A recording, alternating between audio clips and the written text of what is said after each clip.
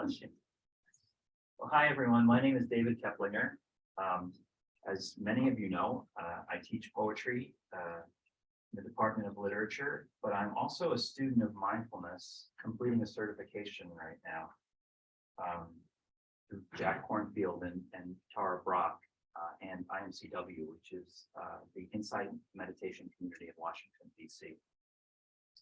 And I recently founded this Mindfulness Initiative at MIAU, which is a series of ongoing dialogues on the intersections of mindfulness with disciplines in the humanities and sciences. So this is the first talk in that series, and we're very thankful to have this crowd here showing your support today. Thank you for being here on Thursday afternoon. So today's topic is mindful inclusion, practicing self-care with compassionate action. We have two guests. Sarah Trembath is a poet and creative nonfiction writer. She's the author of two books. It Was the Scarlet That Did It, which is a book of poems, and This Past Was Waiting for Me, which is poetry and creative nonfiction. And this I just learned, you were the recipient of the 2019 American Studies Association Gloria Anzaldúa Award for Independent Scholars for your social justice work. So congratulations. That's you in the department, but that's a huge award. Thank you. I was completely psyched. I got to go to Hawaii to pick it up. Oh my Lord. Okay. Well, congratulations. So Sarah's currently a Dean's DEI Fellow in the College of Arts and Sciences and a doctoral candidate in the School of Education's Leadership and Policy program, where she's looking closely at how students can remediate cultural bias through rhetorical studies, critical thinking, and embodied anti-racist praxis. And I'm blessed to say, as a member of her department, that Sarah Trembath is also a full-time faculty member in the Writing Studies program within the Department of Literature. And apropos to today, Sarah is a practitioner of the Yang style Tai Chi under Tien Shan Pai Grandmaster Chao Chi Lu. And Dave Trachtenberg is a mindfulness teacher and mentor, restorative justice educator, cross-cultural dialogue facilitator, and inclusive leadership coach with over 20 years of experience in mindfulness and 12 years practicing Tai Chi in the Chang Man Ching lineage. Currently teaching at American University School of Health Studies and previously holding leadership and guiding teaching positions in 6 different mindfulness in education organizations. He teaches courses integrating mindfulness with practices of inclusion, community building, and cross-cultural dialogue, which celebrate our identities and honor our collective wisdom. He earned a Master's of Science in Positive Psychology and Organization Development from Case Western, and consults with organizations to design more compassionate and inclusive workspaces, and runs a mindfulness and wellness coaching private practice, helping people grow and flourish through mind-body practices. So today we're going to look at the intersection of mindfulness and other spiritual practices with embodied anti-racism and restorative justice. And we'll also talk a little bit about the similarities and differences between the two, where Sarah's work in embodied anti-racism and Dave's work in restorative justice cross paths. And in our discussions leading up to this event, we three found out that we also cross paths in interesting ways and twists of fate. So we're going to begin with Dave leading us in meditation, and then I'll ask a few questions and see if you all have questions based on what's coming up in the discussion. And this will end at 2 p.m. sharp, because we're going to have a chance to put our ideas into practice. The students are having a mass walkout to protest the university's response to the Leonard Hall sexual assault that happened recently. I want to say at first that I hope these methods will discuss ways of finding one's center amidst the chaos of change, will help students and faculty practice self-care and self-compassion, more effectively build opportunities and bridges that create communities of courage and trust across campus and even more widely. So thank you all for being here, and let's thank our guests. All right, Dave.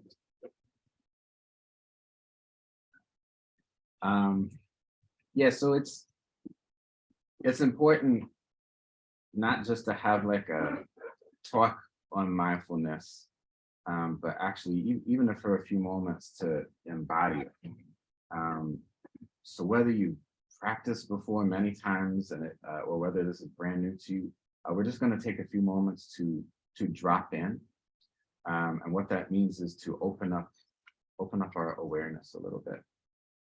And for this, you're welcome to close your eyes if that's comfortable for you. If not, you're more than welcome to keep your eyes open. It can help to maybe glance down and pick a spot on the chair floor if you do keep your eyes open. And think of this as just a mindful tune-in. And we'll just sprinkle in a few areas we can bring our awareness. So just guiding your awareness to how you're breathing right now.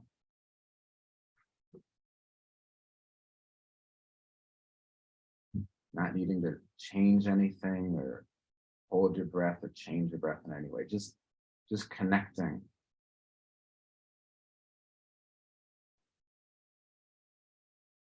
And also with a specialness that our breathing keeps us alive.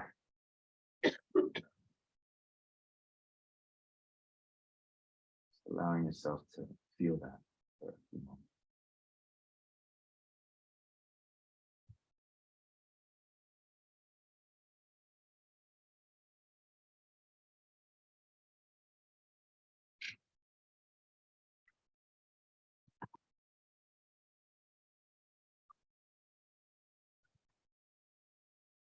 You can also tune into how's your heart? What are you feeling right now? Even just being in this room. And you're welcome to just feel that, like sense your emotions. Or you can, inside your mind, just name them. Like what words or phrases just describes where you're at in this moment. What's here right now for you.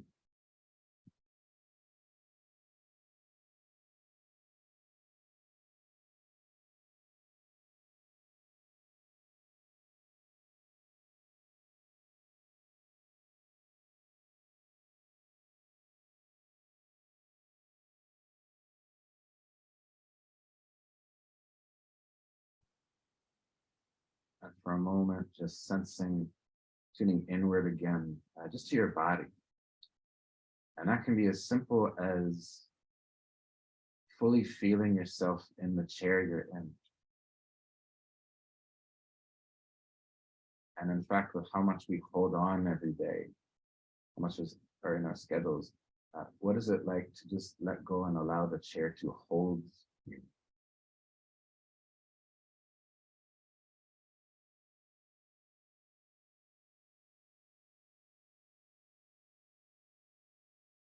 This idea of rest, feeling the arms along your legs, and just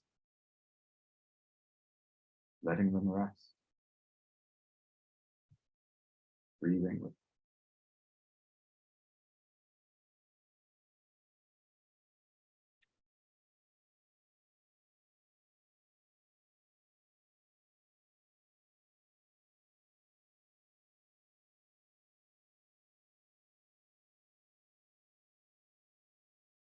and lastly, just tuning our awareness to what is around us, so to our listening. What can we hear in the room, whether it's the soft sounds of vents or each other breathing.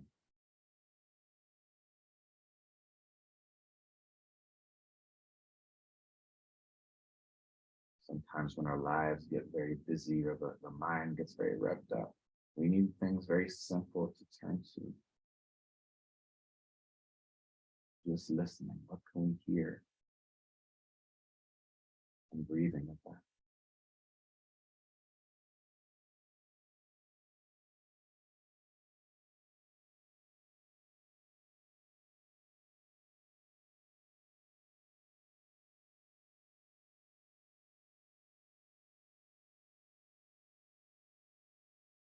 as we transition into this beautiful talk today. Just tuning in for a moment that everyone here, every heartbeat here in this room, given the theme, passion, inclusion, is here on some level because you care. There's a desire for change, desire for ourselves and society to grow.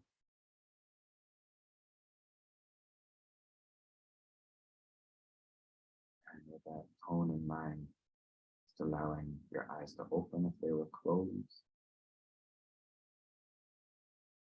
Or if your eyes were open, it can be helpful to glance in different directions in the room just to reorient.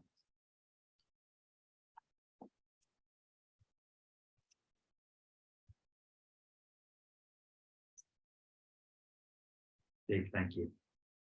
I was almost too relaxed I to know, ask a right? question.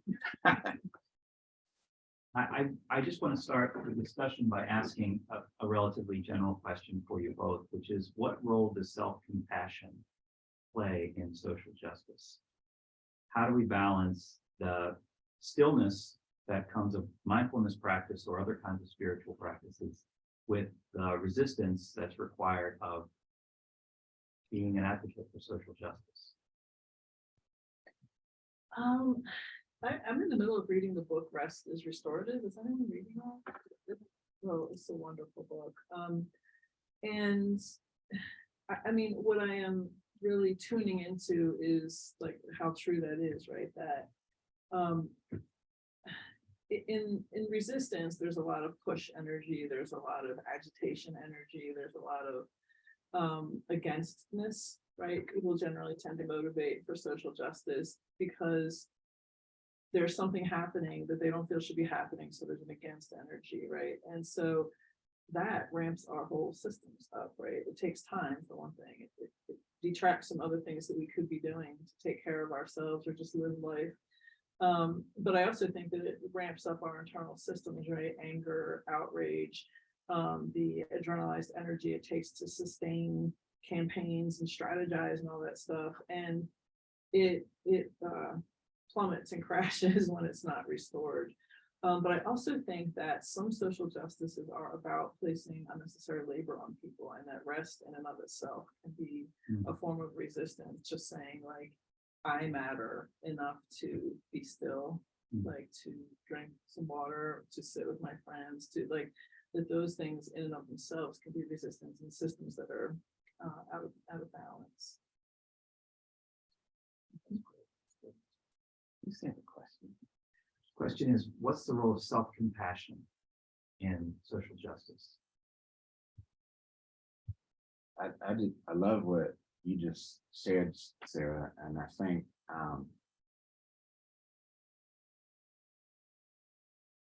you know, we're living in a society and culture. There might be places that are tiny islands that don't embody what I'm about to say. But for the most part, when we think institutions in the US, I know what comes to mind for me is rushed, bottom line, not enough time, on to the next thing, on to the next thing, on to the next thing. And so like what Sarah, you were saying about rest, it is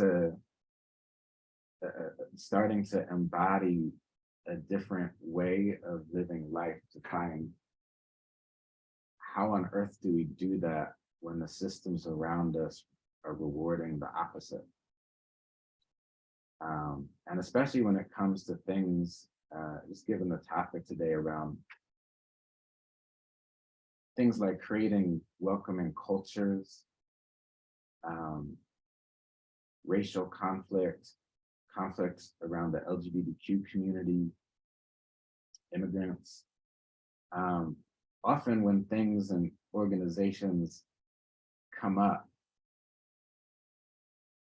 like people maybe now post George Floyd will at least have the awareness to say, okay, we should dedicate a little bit of time to this. But it's not enough, for real, it's not. And so when I hear compassion and inclusion, it's this idea of, yeah, to me, it's like what Sarah said, where are we taking personal rest as a ways for our nervous systems to just have a break and be at our best.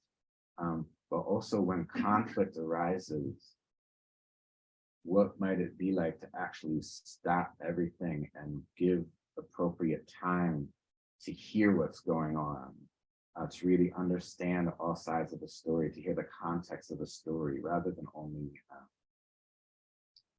the tiny print protocol that might be there to follow. Human beings are more than the tiny print, especially if we're feeling pain. Thanks, Dave. Both of you come at the work for inclusion, the work for restorative justice, embodied anti-racism from the angle of a spiritual practice, Tai Chi and mindfulness, among others. You also practice. Is it Tai Chi as well? Did that come first, and that lead you to this passion for working towards social justice, or did they happen simultaneously, or did you find the spiritual practice as a way of creating a balance against what we're describing right now? Sure. So as a my social justice activism began when I was a teenager. I grew up in the suburbs of Philly. This is where we connect. Also, we're all Quaker State people.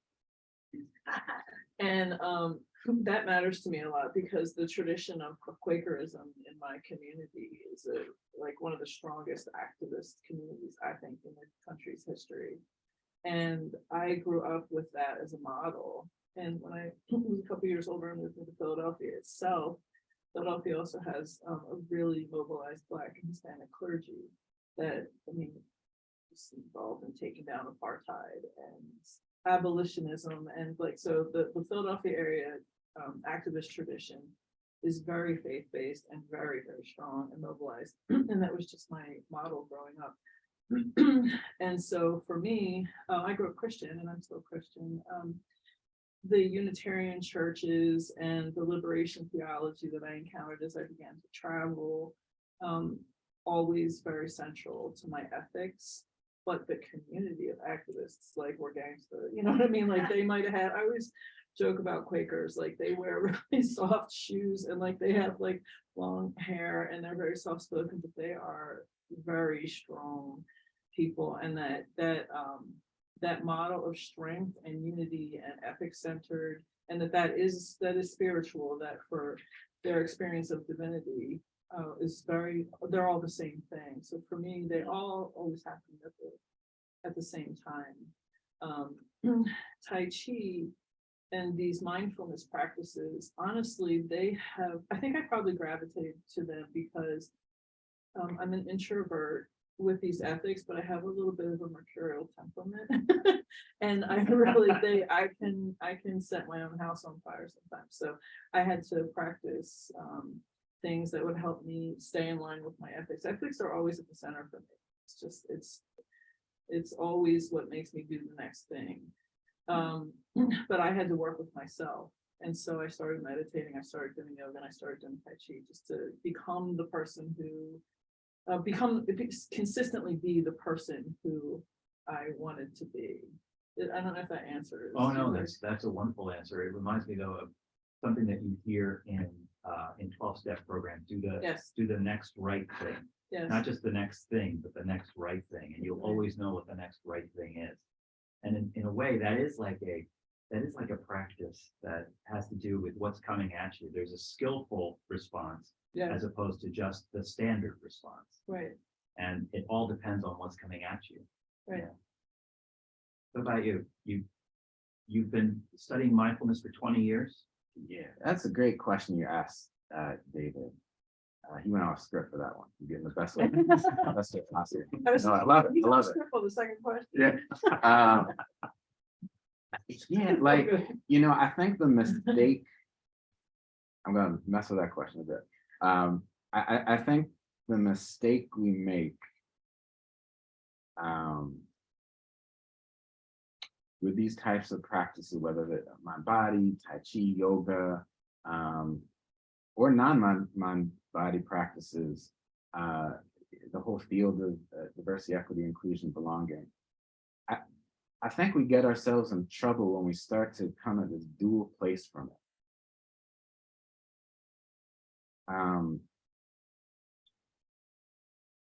You know, if we're Sarah, you pointed something that I think is so important, with what you said around, I don't know if you used the word values or not, but David, you were going there with that idea of right blank. Yeah, I think if we're truly taking on the idea of mindfulness, at its heart of that, the way it's taught often now in secular places, which medicine and mental health, government, military, education, universities like this, often it's taught, let's calm down, let's relax. And while that's great, and certainly a huge, wonderful byproduct of it, at its heart, it's so much more than that. And what tends to get lost is this idea of values underneath the practice of any type of meditation. Some of those are interconnectedness, that we're not just practicing to, like, we've had a bad day, let me calm down. It's that we're befriending our entire nervous system when it gets triggered, when it's loose and relaxed, when we're joyful, when we're in deep suffering, and to befriend and start to understand what is in our heart, what's happening in our body, what is the craziness of the mind, and all this beautiful chaos of images and words and chatterbox that it can form. And as we befriend that and welcome that and get to know that, because mindfulness just means awareness, or to be awake, that we're doing that in the spirit of bringing our best capable self into environments to help uplift and raise other environments to be their best capable selves. And so, like, at its heart is the whole idea of inclusion. It's like, we're practicing mindfulness, it should come hand in hand, like one's an extension of the other. I don't know if you've been. I just love the word befriend your nervous system. Like, that's really beautiful. Like, that is a really great takeaway for me. Like, if even in like dysregulation, right, when your nervous system's all out of whack, right, like because you have suffered trauma or you're triggered or something, or you're out of balance in your practice, like sometimes, especially as I get older and my body doesn't do as much of what I want it to do as it used to. I am so fascinated by these systems that go into our body and the space around it, whatever, that I love it. Like, I think that, to me, that has a lot to do with my practice. Like, the more I learn about like how the chakras and the meridians and how the, amygdala and all these things in my body, like that responds to racism or responds to rest or whatever it is, like, I think it's fascinating. And as long as I continue to love it, even when it's not doing what I want, or even when it's telling me that I need to make a change, like, that's at the heart of it for me. And so I appreciate your language. You say some things sometimes that I put in my pocket and take with me, and I'm taking that. Likewise, look at the pocket. Can I jump off something? Please. Yeah, like this, you use the word respond, and I think that's such a big part of all this. For example, I'm just going to give like a silly example in my own life, but then bridge it to maybe the larger idea of like a collective inclusion. So I grew up a whole lot of anger.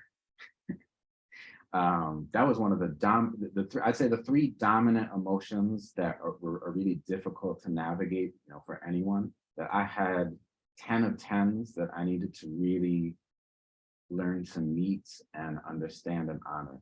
Anger, whether you want to call it a sense of sadness or depression, and an inability to connect with people,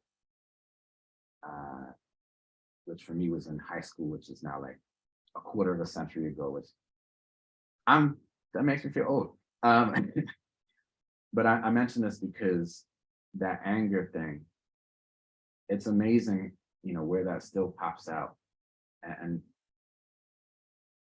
a glimpse of one for me is like public transportation, whether it's a metro or a car. I mean, I flip out in the car when traffic's not going the way and I'm rushing. And I'm bringing this up because if we go in blind with those things, meaning we're on autopilot, it's like, okay, we have our chaos of how we react and then we just move on with life. Our nervous system's all jacked up. Everyone else is then the recipient of that. Or we kind of try to like suck it up and pretend like this thing didn't just happen to my nervous system, and we grit our teeth and do our job and then go home and it's like collapse. I had a moment where I was practicing a lot of compassion practices for a while, where I was on the Beltway. It was like 10 years ago in DC. I got really into studying compassion. Like, what does that mean to open our heart in that way? And there's this dude who cut me off, and it was like on pattern for the 18,000th time. And I watched myself about to, like, I was raising my fist to just shake it at the dude. And I was about to just spew a whole lot of four-letter, unkind words at some soul that would never hear what I was saying. But it was fine. I caught myself in the moment. And it was the first time in my life that I made this transition and I broke a pattern. I watched my hand open. I was about to curse this person off. I was like, you probably just as angry as I am that we're all caught up in this chaos and mess. I was like, I sincerely wish you well, brother. And like, I really, that moment really stays with me. Because if we start adopting this tone of like owning what's inside our nervous system and what's in here and practicing that, and then opening it to the larger collective, like it's more than just us. It's not just this personal pronouns of I, me, mine. What would it be like to really come with that vibe and attitude intentionally when we're in a room full of many different cultures, skin colors, countries of origin, sexual orientations? There's a different flavor. On that note, so we take it from the moment and your response to the moment from closed fist to open hand, and both of you have delved into the fields that I mentioned earlier of embodied anti-racism, restorative justice. Could you just explain to the audience maybe the similarities between those two, but also the differences in those approaches? Could you maybe tell a story from your own experience, Sarah, in working with embodied anti-racism? Yeah.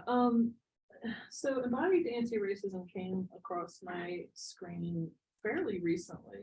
I mean, in a way, it involves me putting together different parts of my scenario that I've been doing separately. Like, I've been practicing Tai Chi and yoga and meditation for a very long time, and I've been an activist for a very long time. I did not think of those together very much, other than the calming down. But I study racist narratives in commercially produced textbooks, and I've begun teaching classes on it. And the things that I'm trying to teach my students can be very triggering. They can be very liberating. I have a student right here who's been in my class. They can be liberating. They can be very triggering, right? So like, let's say you went to school your whole life and you learned a Eurocentric narrative, right? And then here comes this professor in your freshman year who's saying like, you know, like a lot of that stuff is not true. And here's this way that you can think that involves bringing other people's worldviews into your own. And it's very agitating for a lot of people. For some people, especially students of color who have learned about those alternative narratives in their own communities, they're like, right, or they're angry, like it triggers into their anger and then they've got things to say. But for other students whose sense of who they are and who their country is built on this Eurocentric narrative, right? Like learning something different makes for a very interesting class. And I was losing certain students. I either losing them mentally, like they would turn off and just not really want to hear anything I had to say. Or like literally losing them, like they would drop the class, and that just was not okay with me. So I've been trying all these different pedagogies and all this, and all of a sudden I was like, this is their bodies, like they are having a reaction that they cannot really control, which helped me as a teacher, you know, because even though I'm a teacher and I pride myself on loving all of my students, like when I have a student who's exhibiting racism, like that's a challenge for me. But I read some research that was explaining to me that when people, and this is scientific research, has shown recently that when people are encountering other historical narratives than their own, it triggers their fight or flight response. Like sit with that for a minute. Like not just like when they encounter hostile information or when they encounter something that's, you know, threatens their position in the world. It's when they encounter something different, right? The fight or flight response, the whole internal system that is set up to save us from things that will kill us goes off. That was a huge light bulb moment to me. And it made me think I have to figure out, like, so how do I manage that in my class, right? And I got all deep into it, and then I was like, right, I already know. Because I've been doing the yoga, because I've been doing that. So sometimes, you know, so I'm just at the very beginning of trying to figure out how to make that a part of my pedagogy. Like for me, when I was growing up, I went to school in a very racist school district, and there's a lot of trauma around that. But as I'm studying this, I realized I had certain things in place that helped me cope that are very much in line with these practices. So I used to take my shoes off all the time, and I'm sure you can tell me what this is, right? Like, and I got in trouble for it. Like they were always like, you can't take your shoes off, this is school. But like just to take my shoes off and put my feet on the floor, like that's grounding. That is the basis of Tai Chi.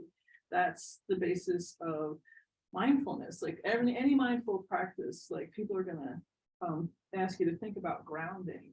You know, so I thought, well, that's something I can bring into my classroom, right? Like, or sometimes I model breathing. Like I'll say something like, this can be a really tough topic. I'm going to just take a minute and breathe. Or I can admit my dysregulation, right? Like when something upsets me, like I can be a model to say like, I'm sorry, I just have to take a second and you know, pull myself together here. I think I busted out crying one of my first pieces. You know, and it was actually, it might have been your class. So I, you know, but just to be able to say like this information can set us off in different directions. Like I feel like, I'm not sure if I'm way down the road from your question, David. It's wonderful. But okay. So that's where it is for me right now. Like I'm trying to figure out how to bring these ancient practices into my classroom, because colonialism tore those things apart. Colonialism's like the indigenous cultures that the European violence interrupted, right? Like these were all together in most indigenous cultures around the world, right? Like in Asian cultures and African cultures and indigenous American cultures, like there is no separation between what's spiritual, what's mental, what's physical, like they're all together. So part of my decoloniality in the academy has to do with, I think we have to bring these things together. And it's an irony for me that as I'm teaching decolonial material, right, things that don't fit into the Eurocentric narrative, that's where the tension and rupture comes up. I do not by any stretch have it all worked out, but that's where I'm at right now. Is I'm like, this is a whole system thing. It's not just a pedagogy. Yeah.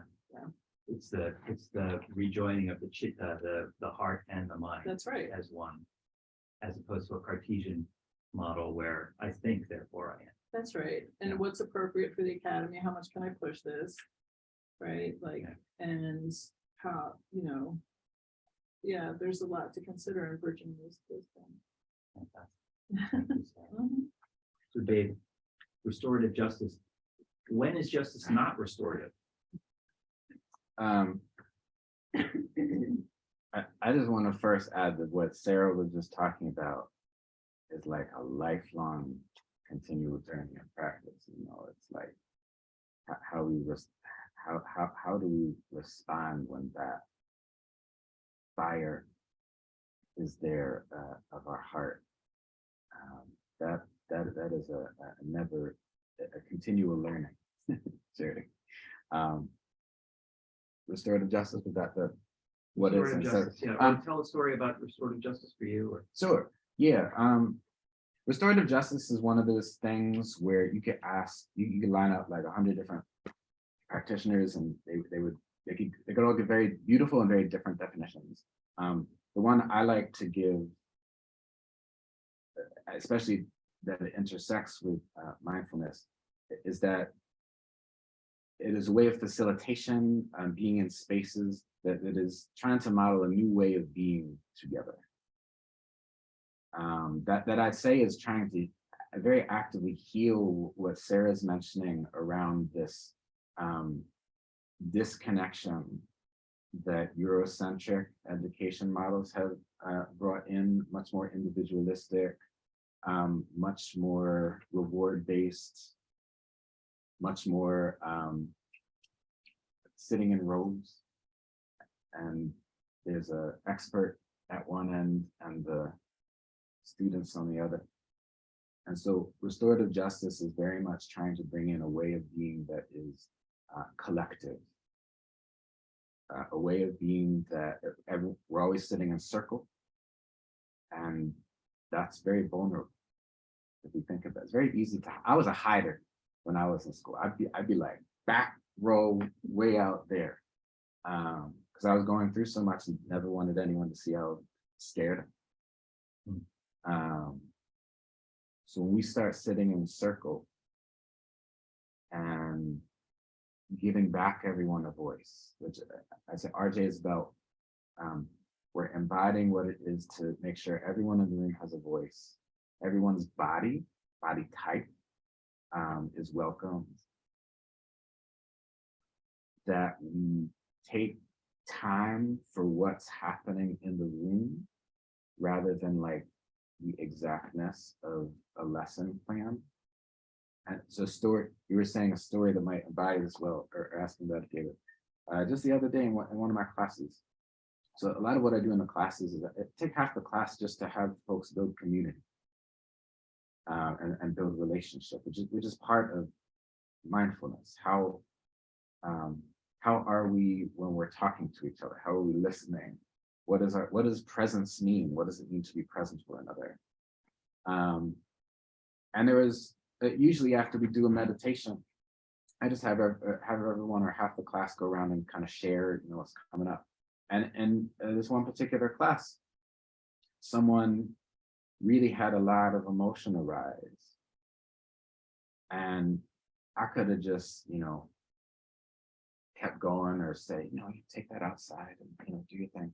But we actually like kept the whole group there just to bear witness to the tears coming out and the outpouring of this person's heart of what they were sharing. So the room paused and we gave it time to allow what was emergent in the moment. And this led to, rather than other people continuing to share, led to a whole beautiful dialogue where 3 of the students started to get in an organic conversation around like, did they impact the person with words they had? And the students, but no, like I was so happy you shared what you said. So RJ is a way of being where the formal role of teacher, professor, facilitator is truly starting to embody getting out of the way, still guiding. But there's just a trust that every person's life path and unique path, particularly unique identity, has a wisdom and a learning to offer each other. It's a radically different way of being. Inevitably, people start uncomfortable or usually like, why are we sitting this way? And by the end of the classes, courses, there's such a united bond. And what it shows again and again is how hungry we are as a culture for genuine, authentic connection, rather than just running in a room, never talking to each other, leaving, and everyone is still feeling disconnected. So yeah, very much a different way of being. That's the kind of decolonizing that is very hard to do here at AU, because you know that our classrooms are often not set up to even manage into circles. Like this room, there's no way to sit in a circle in this room because it's already set up according to that hierarchical standard that you're talking about. And so for me, teaching in workshops, I'll end up in a room where it's actually very hard to assemble the tables in a circle. Yeah. They've made it difficult to do it because they're already operating by that preconception. Yeah, lovely. Can I ask if anyone here has a question for our panelists, maybe about pedagogy, if you're teaching, or about the role of the student in these kinds of circles? Yes. I just want to say thank you for the reminder that it doesn't fit in the syllabus easily, doesn't fit in learning outcomes easily. The time spent listening, time spent inviting people to be who they are, and other people to respond to that is just so small. I appreciate that. Can I mention something with that? No joke. So like, there's an honest frustration in the moment. It mirrors what you're saying. It's like, I watch what happens in my classroom with students, and it's like amazing. It's amazing to watch the way they connect and start to form community and listen. Every semester, I get this stupid form around the types of questions that they evaluate the class. And every single student in there can, have whatever type of unique experience they've had, and there's no way that shows up in the metric. So it's a great example of like where policy itself needs to start shifting and changing to allow room for different types of ways of being embodiments to be able to flourish. So yeah, appreciate the comment. That's, I mean, from my experience too, that there's no way of measuring what you're describing in those SCTs.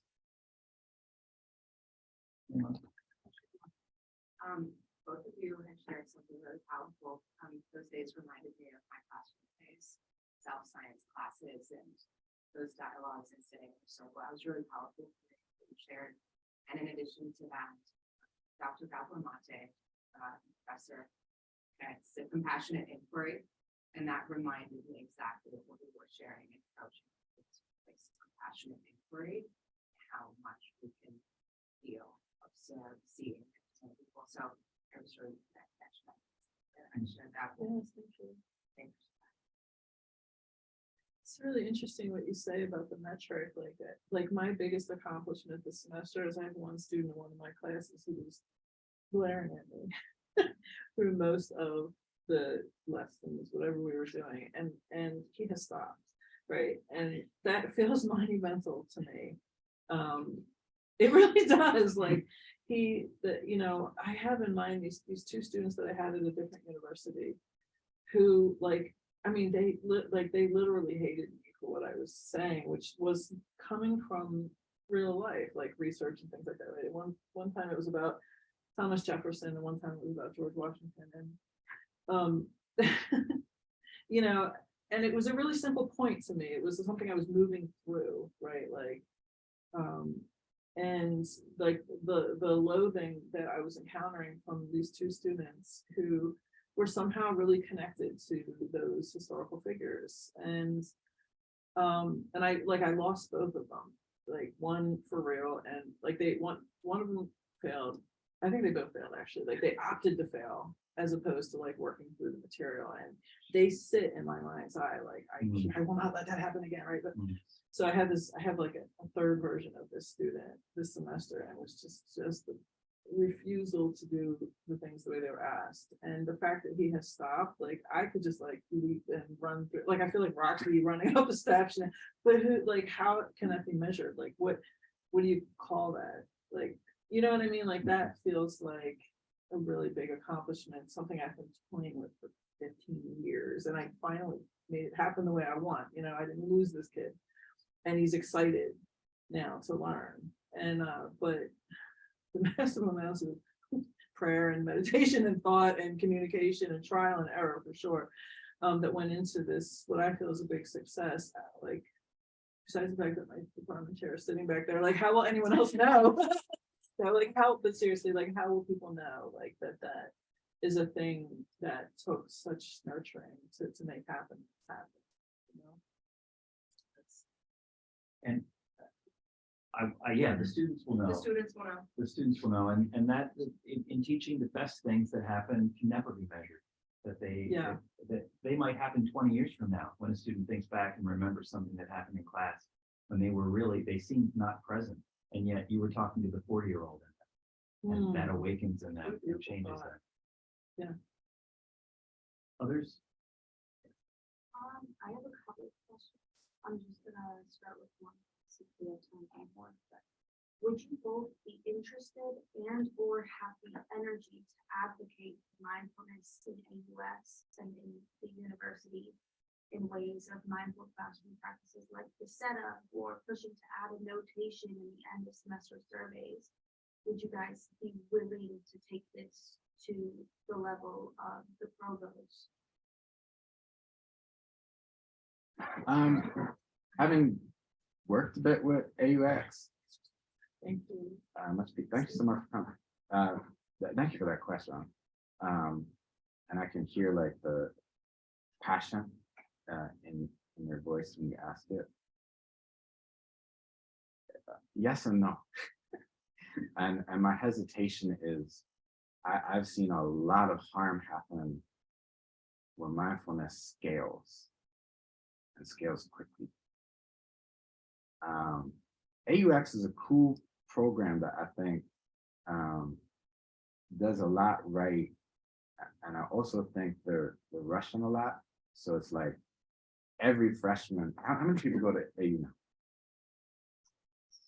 I guess altogether, yeah, 1,500, 1,800 per class. Okay, so yeah, so 1,500 students. 7,000 students. And the 1,500 students are required to take a type of class that there's 2 semesters for. On the one hand, it's like absolute, is that like the best case scenario in some way? That's like relatively small classrooms. I think they're usually around 15, 17-ish. To input, not even take it past mindfulness, you know, some sort of social emotional learning, education around inclusion, DEI, mindfulness. It's a great setup for it. And having seen people try to do this in other places, and I'll very readily say at AU, seeing a lot of harm around it happen. The problem is you're talking about 40 to 50 people facilitating, often who are not fully trained in something, and the university needs to rush that stuff out because it sounds great on paper and it is checking a box.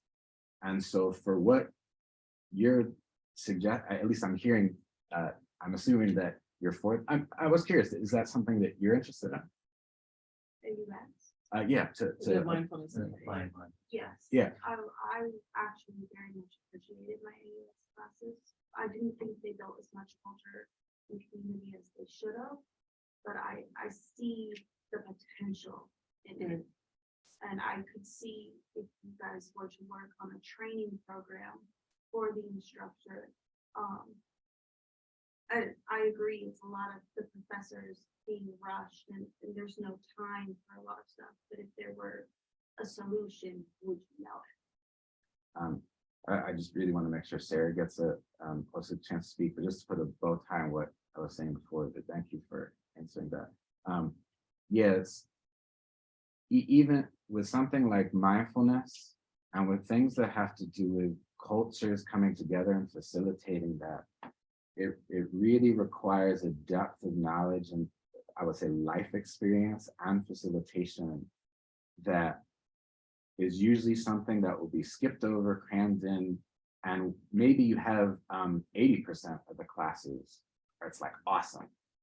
And then you have the 20% left where it's because the wrong training or the well-intentioned, but maybe a skillfulness level isn't there. It can cause either massive harm between the students within a class or just disinterest. So my personal response would be like kind of a yes and. It's like, yes, fantastic. And would a university be willing to give for real time to a hiring process, which they don't often, proper training, multiple trainings, and a sense of readiness for something like that to make sure it's done right. That would be my honest. Yeah, so I've been involved in trying to communicate things to the core about AUX2 since its inception. And that's an area of like, it's an area of concern. That certain, yeah, I'll leave it at that. But I agree wholeheartedly with Dave. Like there are people who are trained to do the kind of work that AUX2 in particular is trying to do. And the financial commitment from the university is not there. So it's not there. They're not really hiring people who get, and so, but bringing the idea that there are people who have specialties in that and that it's important for them to be a part of it, that's a voice that I've been that voice and I'm continuing to do that. I think that I have a new position at the ARFGC, the Anti-Racist Center, where I'll be working on creating a rubric or a program for faculty to receive some sort of a certification or approval that they can do this work. And I will remember to bring mindfulness into it. And I think you should be a part of that, right? Like students who are interested in that should have a presence there at the table. So it's also a yes from me, but it's also, so you're too young to remember the game of Operation, where like, have you ever seen that? Where like, right, it's like you go to stick something in and you touch the edge bags and it's like, like that's the game. Like that's what it's like trying to navigate anti-racism in Eurocentric spaces that are hierarchical. Like it's not easy. And that's a very fraught space for a lot of different reasons. And so my response to it has been sort of like, okay, well, let me step outside of that and see what I can do that will attract people to get their own training. That's an answer. And certainly working with my department and bringing people with Dave's expertise in to help us through things like that's really important. But it is rushed, right? It's like George Floyd, gets lynched in broad daylight and everybody's scrambling to put things in place. That's the experience that a lot of faculty of color have. And so it is done very quickly and it's not laid out in a way that I think is best for it to flourish in the right way. But we're nudging, and yes, but then maybe in a slightly different way.